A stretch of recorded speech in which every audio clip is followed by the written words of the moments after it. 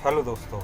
और आज हम एक ऐसे गंभीर मुद्दे पर बात करने जा रहे हैं जो हमारे लोकतंत्र की जड़ों को खोखला कर सकता है।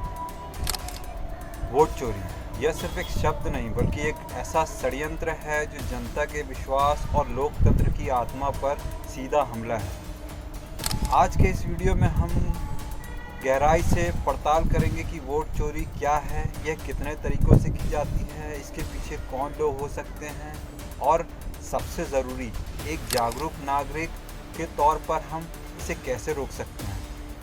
वोट चोरी का मतलब सिर्फ ईवीएम मशीन उठा ले जाना नहीं होता। इसके कई तरीके हैं जो बहुत ही शातिर और संगठित तरीके से अपनाए जाते हैं। फर्जी वोटर और वोटर लिस्ट में धांधली। यह वोट चोरी का सबसे पुराना और प्रचलित तरीका है। इसमें एक ही व्यक्ति के नाम कई वोटर आईडी कार्ड बना दिए जाते हैं। एक ही पते पर सैकड़ों फर्जी वोटर दर्ज किए जाते हैं। कई बार तो ऐसे लोगों के नाम भी वोटर लिस्ट में शामिल होते हैं जो या तो उस जगह पर रहते ही नहीं या फिर इस दुनिया में ही नहीं है। हाल ही में कर्नाटक के महादेवपुर विधानसभा क्षेत्र का मामला सामने आया, जहां विपक्ष ने आरोप लगाया कि 1 लाख से ज़्यादा फर्जी वोट बनाए गए।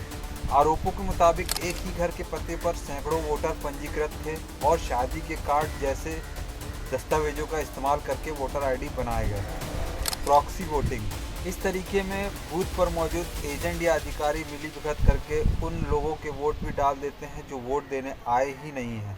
वे असली वोटर के आने से पहले ही उनके नाम पर वोट डाल देते हैं, खासकर दोपहर के बाद जब वोटिंग की रफ्तार धीमी हो जाती है। तब ये खेल खेला जाता है। Booth capturing. यह तरीका अब कम हो गया है लेकिन पूरी तरह ख़त्म नहीं हुआ। पहले की तरह अब बंदूक के दम पर बूथ पर कब्जा शायद ना होता हो, लेकिन अब इसका स्वरूप बदल गया है। अब डरा धमकाकर या लालच देकर किसी खास मोहल्ले या समुदाय के लोगों को वोट डालने से रोका जाता है या फिर किसी खास उम्मीदवार के पक्ष में वोट डालने के लिए मजबूर किया जाता है। ईवीएम से जुड़े सवाल। इलेक्ट्रॉनिक वोटिंग मशीन ईवीएम ने चुनावों को पारदर्शी बनाने में बड़ी भूमिका निभाई है, लेकिन इस पर भी सवाल उठते रहे हैं। हालांकि भारत का चुनाव आयोग, इलेक्शन कमीशन ऑफ इंडिया, लगातार ये दावा करता है कि ईवीएम पूरी तरह से सुरक्षित और टैंपर प्रूफ है। चुनाव आयोग के अनुसार ईवीएम किसी भी नेटवर्क या इंटरनेट से नहीं जुड़ी होती, इसीलिए उन्हें हैक नहीं किया जा सकता। वोटिंग से पहले उम्मीदवारों के एजेंटों के सामने मॉक पोल करके मशीन की जांच की जाती है। अब VVPAT voter variable paper audit trail की व्यवस्था भी है, जिससे वोटर यह देख सकता है कि उसका वोट सही उम्मीदवार को गया है या नहीं। वोटों की गिनती के समय भी वीवीपीएटी पर्चियों का ईवीएम के वोटों से मिलान किया जाता है। जरूरत है कि चुनाव आयोग इन आरोपों पर और ज़्यादा पारदर्शिता के साथ जवाब दे ताकि जनता का विश्वास बना रहे। वोट चोरी या चुनावी धांधली एक बहुत ही गंभीर अपराध है। हमारा कानून इस बारे में क्या कहता है? भारतीय कानून के तहत चुनावी प्रक्रिया में किसी भी तरह की धांधली करना एक दंडनीय अपराध है। जनप्रतिनिधित्व अधिनियम 1951, representation of the people act 1951 की धारा 136 के तहत अगर कोई व्यक्ति किसी नॉमिनेशन पेपर, बैलेट पेपर या ईवीएम को नुकसान पहुंचाता है या बूथ से बिना अधिकार के कोई चुनावी दस्तावेज हटाता है तो उसे 2 साल तक की जेल और जुर्माना हो सकता है। इसी तरह किसी को डराना, धमकाना या रिश्वत देकर वोट को प्रभावित करना भी गंभीर अपराध है। अगर कोई उम्मीदवार या उसका एजेंट ऐसे कामों में लिप्त पाया जाता है तो उसका चुनाव भी रद्द किया जा सकता है। सरकार, चुनाव आयोग और कानून अपनी जगह है, लेकिन लोकतंत्र के सबसे बड़े रक्षक हम यानी आम नागरिक हैं। हमारी जागरूकता ही वोट चोरों का सबसे बड़ा दुश्मन है। तो हम क्या कर सकते हैं? अपनी वोटर लिस्ट जांचें। चुनाव से काफ़ी पहले चुनाव आयोग की वेबसाइट पर जाकर अपना नाम वोटर लिस्ट में ज़रूर जांचें। यह भी देखें कि आपके पते पर कोई अनजान नाम तो नहीं जुड़ा है। अगर ऐसा है तो तुरंत चुनाव आयोग में शिकायत दर्ज कराएं। वोट डालने ज़रूर जाएं। आपका एक एक वोट कीमती है। ये सोचकर घर पर ना बैठें कि मेरे एक वोट से क्या होगा। जब आप वोट डालने ही नहीं जाते तो आपके वोट के दुरुपयोग की आशंका बढ़ जाती है। बूथ पर रहें सतर्क। जब आप वोट डालने जाएं तो देखें कि सब कुछ नियमों के अनुसार हो रहा है या नहीं। अगर आपको कुछ भी संदिग्ध लगे, जैसे कोई किसी पर दबाव बना रहा हो या कोई बार बार बूथ के अंदर बाहर आ जा रहा हो तो तुरंत वहां मौजूद चुनाव अधिकारी या पुलिस को सूचित करें। वीवीपीएटी पर्ची पर ध्यान दें। वोट डालने के बाद वीवीपीएटी मशीन में दिखने वाली पर्ची को ध्यान से देखें। सुनिश्चित करें कि उस पर उसी उम्मीदवार का नाम और चिन्ह है जिसे आपने वोट दिया है।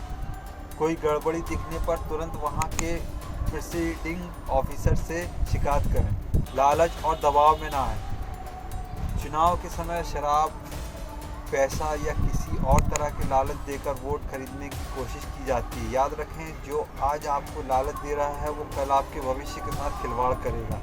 किसी भी दबाव या धमकी के आगे ना झुकें।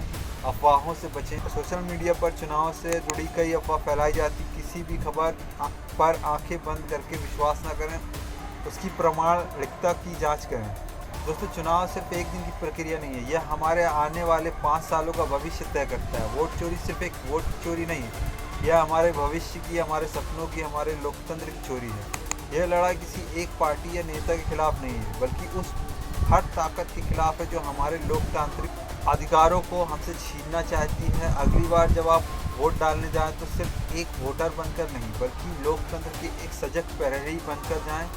इस वीडियो को ज़्यादा से ज़्यादा लोगों के साथ शेयर करें ताकि हर भारतीय अपने वोट की कीमत समझे और लोकतंत्र के उस महापर्व में एक जिम्मेदारी नागरिक की भूमिका निभाए। लोकतंत्र महज एक शासन प्रणाली नहीं, बल्कि एक पवित्र संकल्प है, एक विश्वास है जो एक राष्ट्र अपनी आत्मा में धारण करता है। यह उस स्याही की शपथ है जो हमारी उंगली पर लगती है, हमारे भविष्य को लिखने के लिए। क्या हो जब इस संकल्प को खंडित किया जाए, जब उस स्याही के निशान को आत्मा के घाव में बदल दिया जाए? क्या हो जब आपका सबसे पवित्र अधिकार, आपका मत, एक व्यापार बन जाए? जब व्यवस्थाएं संदेह के घेरे में हों, जब कानून मौन प्रतीत हो, तब लोकतंत्र की रक्षा का भार आखिरी प्रहरी पर आ जाता है। आप भारत के नागरिक, यह अब केवल अधिकार का प्रयोग नहीं, यह अपने अस्तित्व को बचाने का युद्ध है। जांच नहीं, पड़ताल करें। अपनी वोटर लिस्ट को सिर्फ देखें नहीं, उसकी चीर फाड़ करें। हर अनजान नाम एक घुसपैठिया है, उसे बाहर निकालें। मतदान एक कर्तव्य है, विकल्प नहीं। आपका वोट ना देना लोकतंत्र के हथियारों को एक और हथियार थमा देना है। उस दिन कोई बहाना नहीं चलेगा। मौन तोड़ें, आवाज़ बने। बूथ पर होने वाले किसी भी अन्याय के खिलाफ आवाज़ उठाना आपका परम कर्तव्य है, आपका धर्म है, आपका मजहब है। आपकी चुप्पी षड्यंत्रकारों की जीत है।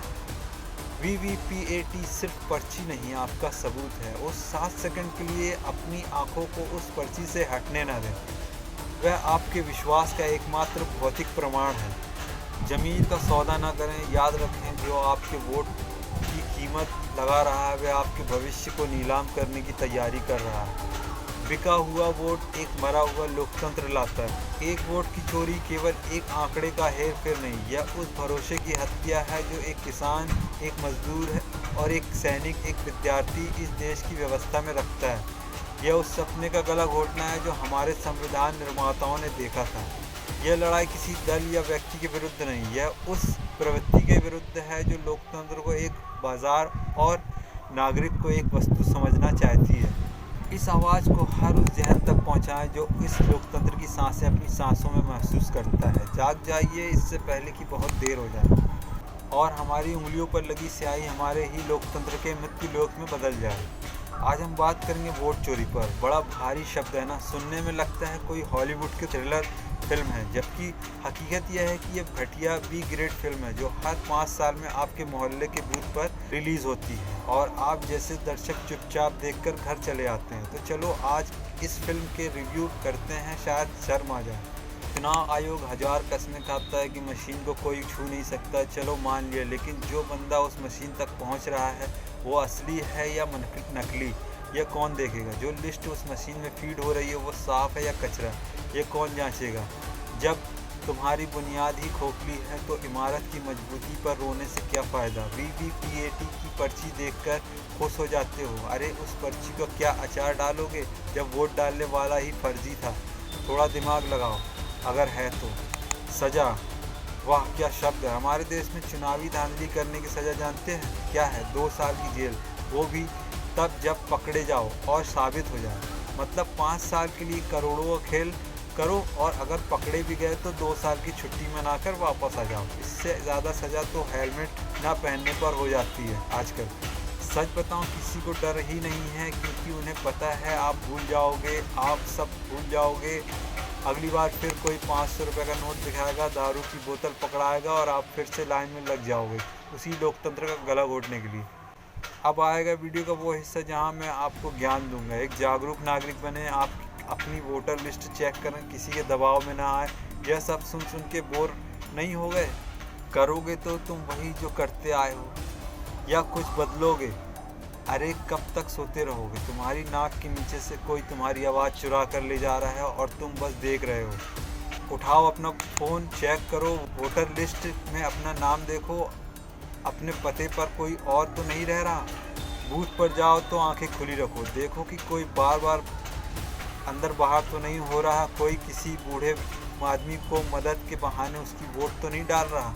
शिकायत करो, चिल्लाओ, अगर कुछ गलत दिखे तो चुप मत रहो, वहाँ मौजूद अधिकारी को बताओ, वीडियो बनाओ। आज के ज़माने में फ़ोन हाथ में लेकर घूमते हो, उसका सही इस्तेमाल करो। देखो भाई, मुझे ये नहीं पता ये वीडियो देखकर तुम क्या करोगे। शायद 2 मिनट गुस्सा करोगे, फिर किसी कॉमेडी वीडियो पर स्वाइप कर दोगे, यही तुम्हारी आदत है। लेकिन एक बात कान खोलकर सुन लो, यह लोकतंत्र, यह वोट का अधिकार, यह कोई खैरात में नहीं मिला है। इसके लिए लोगों ने जाने दी है और तुम उसे 500 रुपये या अपनी एक ही दिन की छुट्टी के लिए बेच रहे हो। तो अगली बार जब महंगाई या पर बेरोजगारी पर टूटी हुई सड़कों पर सरकार को गाली दो ना, तो एक बार शीशे में खुद को भी देख लेना, क्योंकि उस नालायक सरकार को चुनने में शायद तुम्हारा भी हाथ था, या शायद तुम्हारे वोट ना देने का हाथ था। अब जो करना है करो, मुझे जो कहना था कह दिया। आदाब, नमस्कार, वेलकम है आपका और आपका चुनाव का सर्कस में मैं हूं आपका होस्ट। और आज हम बात करने जा रहे हैं भारत के सबसे बड़े एक्सट्रीम स्पोर्ट की, जिसे कुछ बोरिंग लोग वोट चोरी कहते हैं। अरे वोट चोरी कैसी? यह तो कला है, जुगाड़ है, टैलेंट है। यह तो हिडन टैलेंट है जो हमारे नेताजी लोग हर 5 साल में इंडियाज़ गॉट टैलेंट की तरह दिखाते हैं। तो चलिए आज इसी टैलेंट के अलग अलग एक्ट्स पर नज़र डालते हैं। पॉपकॉर्न ले आइए। तो पहला एक्ट है भूतिया वोटिंग। इसमें हमारे कलाकार यानी फर्जी वोटर ऐसी ऐसी शक्तियों का प्रदर्शन करते हैं कि आप हैरान रह जाएंगे। ये वोटर हैरी पॉटर के चोंगे की तरह अदृश्य रहते हैं। ये आपके मोहल्ले में कभी नहीं दिखेंगे, सब्जी वाले से मोल भाव करते नहीं मिलेंगे, पर चुनाव के दिन बूम अचानक प्रकट होंगे, बटन दबाएंगे और फिर से गायब। कई बार तो स्वर्गवासी दादाजी भी आशीर्वाद के रूप में अपना वोट डालने आ जाते हैं। इसे कहते हैं डेडिकेशन। और वो वोटर लिस्ट तो देखिए, आपके 2 कमरे के मकान के पते पर 150 लोग रजिस्टर्ड हैं। अरे भाई, ये घर है या रेलवे स्टेशन का वोटिंग रूम? जब शिकायत करो तो कहते हैं सब रिश्तेदार हैं जी। इतनी बड़ी जॉइंट फैमिली है तो आजकल सिर्फ सूरज बढ़ जातिया की फिल्मों में मिलती है।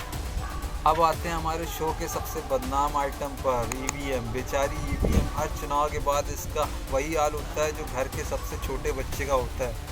कोई भी आए 2 थप्पड़ लगा कर जाए। हारने वाला कहता है ईवीएम हैक हो गई, जीतने वाला कहता है ईवीएम बहुत अच्छी है। अरे भाई, वो तो एक मशीन है, असली खेल तो उसके आजू बाजू होता है। वोटर लिस्ट में कचरा, बूथ पर सेटिंग और इल्ज़ाम बेचारी ईवीएम पर। यह तो वही बात हो गई कि पेट आपका ख़राब है और आप टॉयलेट को दोष दे रहे हों। और अब तो ईवीएम की प्रोटेक्शन के लिए उसका बॉयफ्रेंड वीवीपीएटी भी आ गया है। वोट डालो, पर्ची देखो, तसल्ली पाओ। मतलब अब आपको बाकायदा रिटेन में रसीद मिलती है कि आपका वोट सही सलामत पहुंच गया है। बस ये चेक कर लेना है वोट डालने वाला बंदा असली था या आपके दादाजी का कोई दोस्त जो ऊपर से छुट्टी लेकर आया था। सज़ा, यह इस शो का सबसे गंभीर हिस्सा है। आपको पता है कि वोट चोरी या चुनावी धांधली की सज़ा क्या है? 2 साल की जेल, वो भी तब जब चांद सूरज एक सीध में आ जाए और आप रहेंगे हाथों पकड़े जाएं। 7 अगस्त को लोकसभा में नेता प्रतिपक्ष और कांग्रेस नेता राहुल गांधी की प्रेस कॉन्फ्रेंस के बाद कई लोगों के मन में यह सवाल है, राहुल गांधी ने प्रेस कॉन्फ्रेंस में वोट चोरी का आरोप लगाते हुए चुनाव आयोग पर सत्तारूढ़ दल बीजेपी के साथ सांठगांठ की बात कही थी। हालांकि चुनाव आयोग ने राहुल गांधी के आरोपों को सिरे से खारिज किया है। राहुल गांधी इस मुद्दे को सड़क पर भी उठा रहे हैं और बिहार में राष्ट्रीय जनता दल के नेता तेजस्वी यादव के साथ वोटर अधिकार यात्रा निकाल रहे हैं। वहीं भारतीय जनता पार्टी इसे कांग्रेस समेत विपक्षी दलों की हताशा वाली राजनीति कह रही है। जिस दिन बिहार के सासाराम से वोटर अधिकार यात्रा शुरू हुई थी, उसी दिन चुनाव आयोग ने भी प्रेस कॉन्फ्रेंस की थी। लेकिन इस प्रेस कॉन्फ्रेंस के बाद भी चुनाव आयोग आलोचकों के निशाने पर है। सवाल है कि क्या केंद्र सरकार इन आरोपों के बाद भी किसी तरह के बैकफुट पर दिखती है? चुनाव आयोग अगर बचाव करे तो क्या उसे हर बार पक्षपात के तौर पर भी देखा जाएगा? और चुनाव आयोग राहुल गांधी से शपथ पत्र लेने की मांग पर क्यों अड़ा हुआ है? इन सवालों पर चर्चा के लिए इंडियन प्रेस कॉन्फ्रेंस की national bureau chief Ritika Chopra और भारत के पूर्व चुनाव आयुक्त अशोक लवासा शामिल हुए। इस साल जून के महीने में राहुल गांधी ने राष्ट्रीय अखबारों में एक लेख लिखा। इस लेख में राहुल गांधी ने चुनाव आयोग पर निशाना साधते हुए महाराष्ट्र विधानसभा चुनाव को मैच फिक्सिंग कहा था। अब बिहार में SIR की ड्राफ्ट सूची आने के बाद विपक्षी दल इसे बड़ा मुद्दा बनाने की कोशिश कर रहे हैं और सड़क पर उतरे हैं।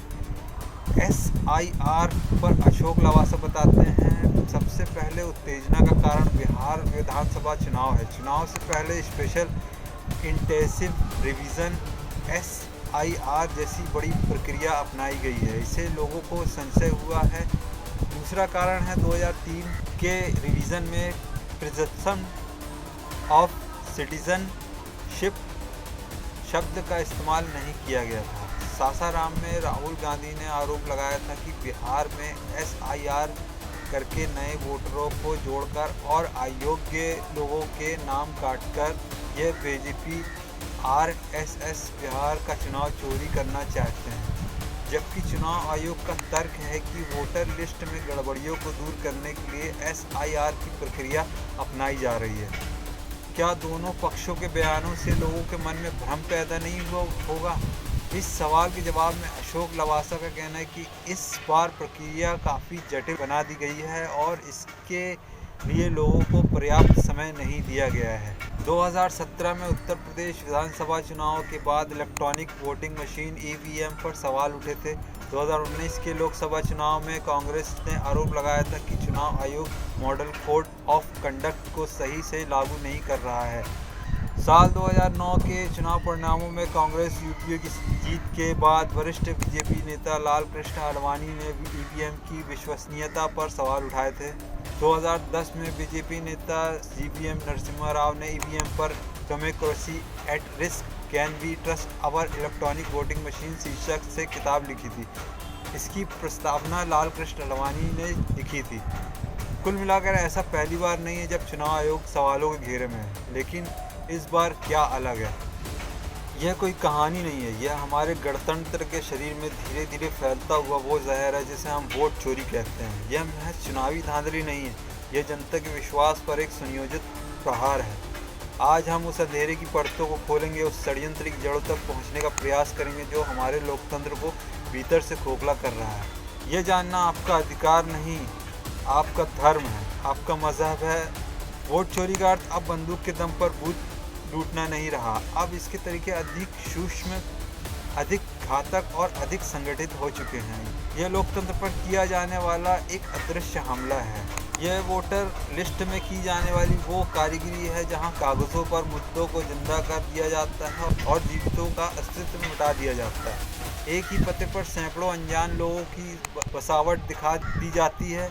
यह फर्जी नामों की एक सेना है जो चुनाव के आपकी आवाज़ को कुचलने के लिए तैयार की जाती है। जैसा कि कर्नाटक के महादेवपुर मामले में आरोप लगे, जहां 1 लाख से अधिक फर्जी वोटों का एक ऐसा मायाजाल बुना गया जिसने चुनावी प्रक्रिया की आत्मा पर ही प्रश्न चिन्ह लगा दिया।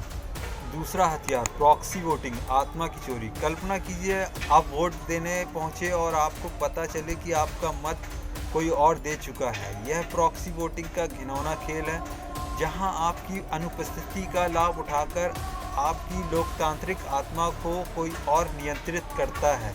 यह केवल एक वोट का गिरना नहीं, यह आपके नागरिक अस्तित्व का अपहरण है। तीसरा हथियार, मनोवैज्ञानिक कब्जा। बूथ कैप्चरिंग का स्वरूप अब शारीरिक से ज़्यादा मनोवैज्ञानिक हो गया है। किसी समुदाय को डराना, किसी बस्ती में खौफ पैदा करना या धन और नक्शे के लालच से उनकी चेतना को खरीद लेना, यह नया बूथ कैप्चरिंग है। यहाँ मत पेटी नहीं बल्कि मतदाता का ज़मीर और उसकी हिम्मत लूटी जाती है। हमें बताया गया कि इलेक्ट्रॉनिक वोटिंग मशीन ईवीएम चुनावी पारदर्शिता का कवच है। चुनाव आयोग इसके अभेद होने के दावे करता है। वीवीपीएटी को इसकी आत्मा बताया जाता है। तमाम तकनीकी दलीलों के बावजूद जब डाले गए वोटों और गिने गए वोटों की संख्या में अंतर की खबरें आती हैं, जब वीवीपीएटी की पर्चियों के मिलान पर सवाल उठते हैं, तो एक गहरा संकट जन्म लेता है। यह तकनीक का संकट नहीं है, यह विश्वास का संकट है। और जिस प्रक्रिया पर जनता का विश्वास ना हो, वह प्रक्रिया अपनी वैधता खो देती है। सवाल यह नहीं है कि ईवीएम हैक हो सकती है या नहीं, असली सवाल यह है कि क्या यह प्रणाली जनता के मन में संदेह से परे अपना स्थान बना पाई है। हमारे कानून में जन प्रतिनिधित्व अधिनियम 1951 जैसी धाराएं हैं जो चुनावी अपराधों के लिए सजा तय करती है, लेकिन जब षड्यंत्रकारी सत्ता के गलियारों में बैठे हों तो क्या यह कानून का शस्त्र बेअसर नहीं हो जाता। कानून में 2 साल की सजा और जुर्माने का प्रावधान है, पर उस अपराध के लिए जो एक पूरे राष्ट्र के भविष्य के साथ किया जाता है। क्या यह सज़ा पर्याप्त है? यह एक ऐसा अपराध है जो देशद्रोह से कम नहीं, क्योंकि यह सीधे राष्ट्र की बुनियाद पर हमला करता है। जब तक चुनावी भ्रष्टाचार को एक मामूली अपराध माना जाता रहेगा, तब तक लोकतंत्र की यह अदृश्य हत्याएं जारी रहेंगी। मतलब 5 साल तक करोड़ों का खेल करो और अगर बुरे दिन हुए और पकड़े भी गए तो 2 साल की सरकारी छुट्टी। इससे ज़्यादा टेंशन तो लोगों को कच्चा बादाम रील बनाने में हो जाती है। हमारे यहाँ नेताजी लोग इसे सज़ा नहीं, पॉलिटिकल रिट्रीट समझते हैं। अब आप कहेंगे भाई हम क्या करें? आप बहुत कुछ कर सकते हैं अगर अपने व्हाट्सएप और इंस्टाग्राम की दुनिया से बाहर निकलें तो। लिस्ट की सफाई। चुनाव से पहले अपनी वोटर लिस्ट ऐसे चेक करो जैसे शादी से पहले अपने होने वाले पार्टनर का सोशल मीडिया प्रोफाइल चेक करते हो।